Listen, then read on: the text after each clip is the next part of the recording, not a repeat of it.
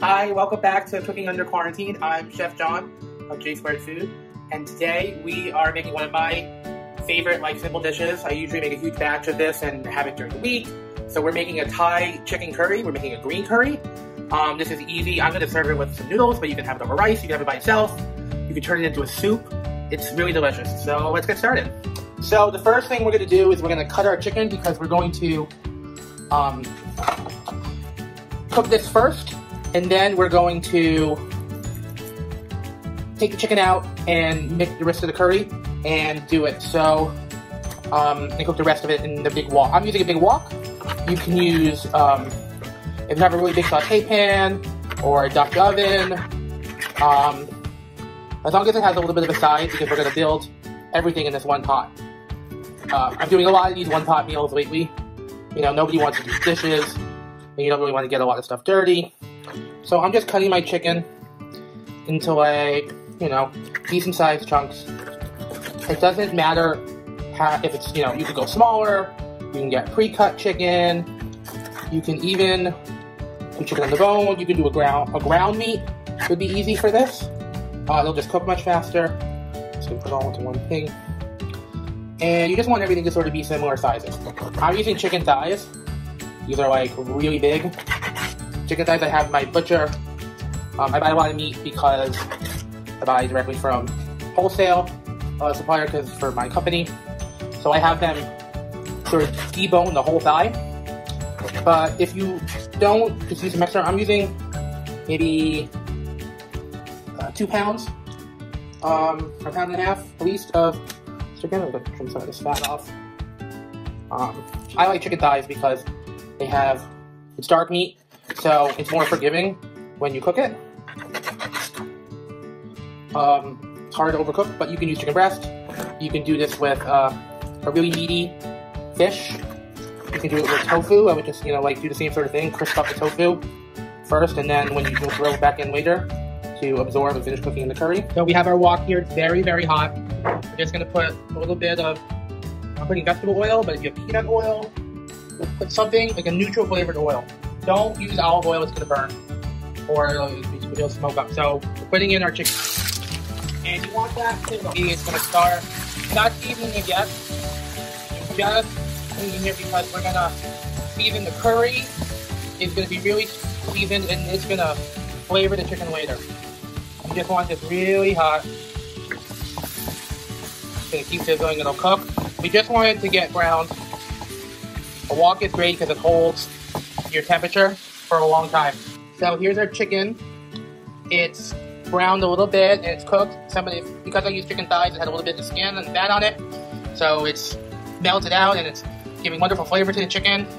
Now we're going to take the chicken out and we're going to start doing our veggies. Alright, so we're going to keep going to do our veggies. Our wok is still hot.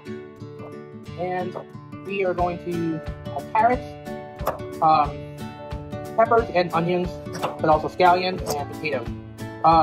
These are, found in a lot of different curries. Some places will also give you eggplant or zucchini. That's fine, but this is a quick dish, and we're using stuff that you probably already have. There are a lot of common ingredients, so we're going to skip that for today. I don't peel my carrots unless they're really, really dirty. The skin has a lot of vitamins, and it's tasty, and why make more work for yourself unless you have to?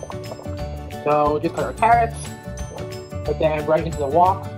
See, it's really hot still, so it's going to keep sizzling. And a little bit of that chicken fat is still in there. If it's too dry, add a little oil. And then we're going to cut our onion. We just want chunks of this, or slices. Nothing super small, but nothing super, super big either. Not making a salad. It's all going to keep cooking though. So I'm just going to cut my onion in half again, and then make sort of little quarter moon slices. And we're putting this in without seasoning first. We're going to season once the veggies have had a couple minutes to sweat. Okay. If you've noticed, I've replaced my cutting board. I use a separate cutting board for my chicken than I do for my vegetables. raw chicken has salmonella on it, so you have to wash your hands and also change out your cutting board. So I'm doing that. Alright.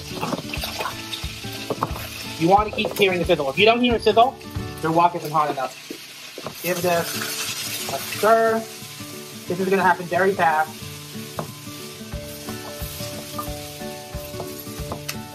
Should start smelling the carrots, you know, the sweetness of the carrots, the aromatics of the onion.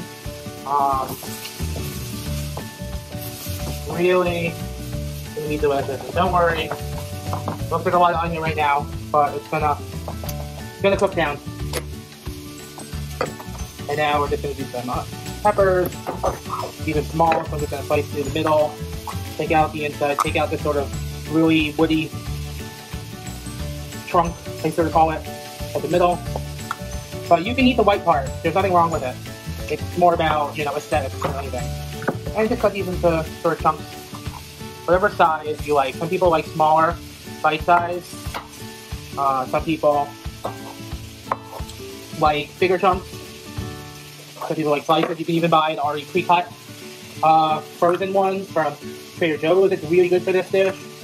Or certain supermarkets, they have it in like the fresh section for pre-cut vegetables. That's fine, but this is super easy to do. And just do one more. Take up the middle. You don't want to eat any of these seeds. They're not spicy because bell peppers are just sweet, but they're not really easy to digest either.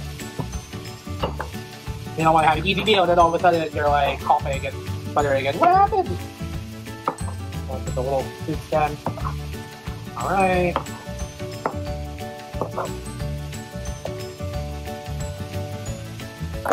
If I had a bigger pepper, I would sort of do the trick where you cut down the one side and then you sort of unfold it like a book. But these are small. It's already breaking down a little bit. That is cooking. It's really fast. We want it to be soft, but a little bit of crunch. We don't want, you know, baby food.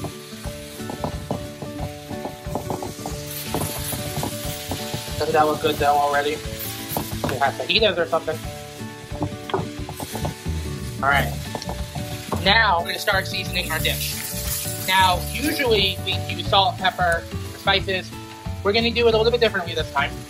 We're going to, first of all, we're going to add a lot of garlic because I like a lot of garlic in flavor. I'm using already fresh, you know, garlic paste, but fresh garlic is great. You can use any kind of garlic. You can use dried garlic if you want. It's going to give a wonderful flavor throughout. And then we're also going to add some scallions. We're going to just have one bunch of scallions. I'd say take about half. Put them in right now for a little bit of extra crunch and onion flavor. It's going to be a different flavor than the very aromatic, like, yellow onion. This is going to give, like, a subtle sort of, like, you know, onion flavor just in the background. And then save half of it for garnish later. Oh, garlic smells amazing. And then, instead of salt and pepper, we're going to use fish sauce.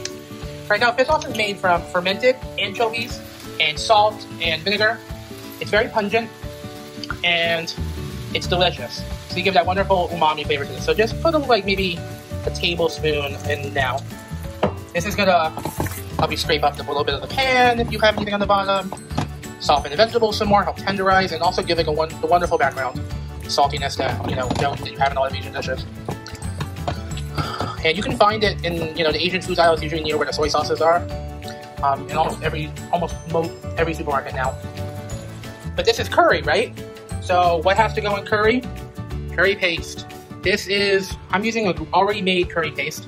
This is a Thai green curry paste. You can use red, you can use yellow, you can make your own. But this curry paste already has all the ingredients you would need built into it, including galangal, lime, kaffir lime leaves, lemongrass. It's very thick. It's a paste after all. It has the curry spices. It has a few other things that I'll list out in the recipe. So give like maybe half of a jar, if you have a small jar. That's about maybe 3 tablespoons of curry paste. It depends on how strong you want it. You can always add more. And as soon as it hits the pan, it starts heating up. It smells really aromatic. You can smell everything. The shallots that are in there, the garlic, everything starts to really take over. It's very pungent, it's delicious. And You need this step where you're heating it up a little is pretty important. If you don't, you're gonna have a little bit too much of like a raw curry smell.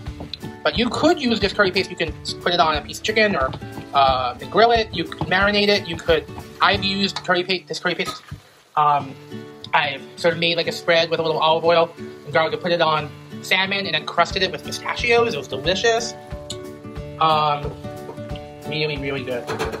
So let that cook for a little bit. Just want it to really permeate the flavor. Now we're gonna add our coconut milk. You can use coconut cream. I just have coconut cream, so I'm just gonna add this and then I'm gonna thin it out a little bit. A little water, just added it to the can so I can get more of it out. And you'll see that it'll start to look a little bit like curry as you mix it around. The coconut milk will take on whatever color it is. You have to use coconut milk for this specific dish. You can't use soy milk or oat milk. It's just not going to give you the same velvety texture as later, and it's not going to give you that curry taste. It's going to be more of a cream sauce, which is okay, but that's more like, a dish with pasta or something. You can always add more if you want. I would just give it a quick taste. Oh, it's good. It's got a little lime. It's got that little saltiness. Curry. So bring this back up to a rolling simmer, light boil, and let that go for a couple minutes. Once that does, you can add the chicken back in, and we're going to let it simmer until it's done, probably another 15 minutes. So it's been simmering. The rolling simmered now. Let's add our chicken back in along with the juice. Yum. And I just took a few, like 2 or 3 medium-sized red potatoes. I put them right in the oven at 450 for about 20 minutes. I didn't do anything, no salt, no pepper. Just roasted them and got them nice and brown. These are going too, and this makes this really meaty. This is why you can just have it by itself. You can add some extra chicken broth to this later or something and turn this into a soup. You could skip the potatoes if you want. You could use squash. I've done this for for people with kabocha squash, and it's delicious. It's like with a red curry instead. Just mix this up. Just so everything is sort of mixed together. Everything's touching the curry. All right. Squash it down a little bit. Now, let this simmer uncovered for about 10-15 minutes. Maybe less, depending if you did it, more later on. I would taste it in about 10 minutes. See if the chicken is cooked. You just want everything to sort of, flavors to amalgamate together. So, let this keep cooking. This is simmered for about, 10-15 minutes. It's thickened up. It's definitely reduced in the sauce. And the flavors have, managed to come together. They're, the chicken and the curry paste and the potato and then the coconut milk. It's really delicious. Really good as is. I'm going to serve this, though, with the rest of my scallions. I tossed them with just some plain ramen noodles. I took the ramen noodles out of the little ramen out of the pack and put them in some boiling water. Just cook that, and then what we're going to do is we're going to put the noodles in the curry. Yum. And we're just going to toss it together to turn the heat off. And we're going to let the noodles soak up some of the curry sauce, and here is a one-pot meal that's hearty enough to feed 2 or 3 really hungry people or 4 people for dinner. Serve it maybe with some spring rolls or dumplings, or even maybe some sauteed spinach with garlic and onions. If I was making this just for myself, I would have put a big spoonful right before I start simmering it of sambal or some sort of spicy chili paste. But I'm having this with my family, and some of them are kind of wusses with the spice department. So I skipped that step, but add in chilies, add in sometimes dried Thai chilies are delicious. You can find them at Whole Foods or Fairway or Wegmans. I'm just going to give this one final toss. How good does that look? Oh, thanks again for joining us for another episode of Cooking Under Quarantine, this time with a green chicken curry. If you want to see more episodes, follow us again on J2 Food on YouTube or Instagram, IGTV, J Squared Food, or Facebook.